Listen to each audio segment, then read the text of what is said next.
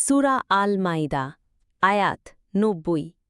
হে মুমিনগণ, নিশ্চয়ই মদ, জুয়া, প্রতিমাসমূহ এবং ভাগ্য নির্ধারক তীরসমূহ হচ্ছে ঘৃণ্য শয়তানি কাজ।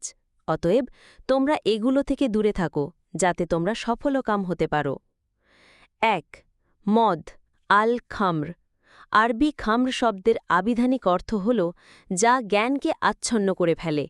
এর দ্বারা যে কোনো ধরনের মাদক দ্রব্য বোঝানো হয়েছে যা পান করলে মানুষের স্বাভাবিক জ্ঞান ও বুদ্ধিকে প্রভাবিত করে বা লোপ করে দেয়।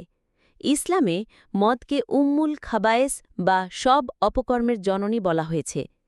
ক্ষতিকর প্রভাব: মদ পান মস্তিষ্কের কার্যক্ষমতা হ্রাস করে। ইসলামের বিধান: এই আয়াতে মদকে সম্পূর্ণরূপে হারাম ঘোষণা করা হয়েছে। এটি শয়তানের কাজ এবং এর থেকে দূরে থাকাকে সফলতার পূর্ব শর্ত হিসেবে উল্লেখ করা হয়েছে। ২ জুয়া আল মাইসির।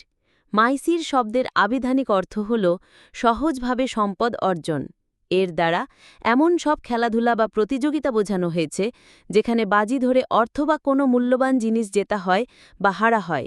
লটারি, ক্যাসিনো, বাজি ধরা ইত্যাদি এর অন্তর্ভুক্ত। ক্ষতিকর প্রভাব: জুয়া সমাজের দারিদ্রতা ও বৈষম্য বৃদ্ধি করে। ইসলামের বিধান: জুয়াকেও এই আয়াতে শয়তানের ঘৃণ্য কাজ হিসেবে ঘোষণা করা হয়েছে এবং এর থেকে সম্পূর্ণরূপে বিরত থাকার নির্দেশ দেওয়া হয়েছে। সারসংক্ষেপ ও উদ্দেশ্য: এই আয়াতের মূল উদ্দেশ্য হল মুসলিম সমাজকে সমস্ত প্রকার সামাজিক, নৈতিক এবং আধ্যাত্মিক অধঃপতন থেকে রক্ষা করা।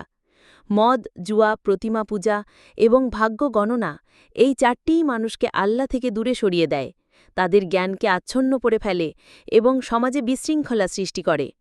আল্লাহ তাআলা এই ঘৃণ্য শয়তানি কাজগুলো থেকে দূরে থাকতে নির্দেশ দিয়েছেন, যাতে মুমিনগণ ইহকাল ও পরকালে সফলতা লাভ করতে পারে। সফলতা কেবলমাত্র আল্লাহর নির্দেশ মেনে চলার মধ্যেই নিহিত।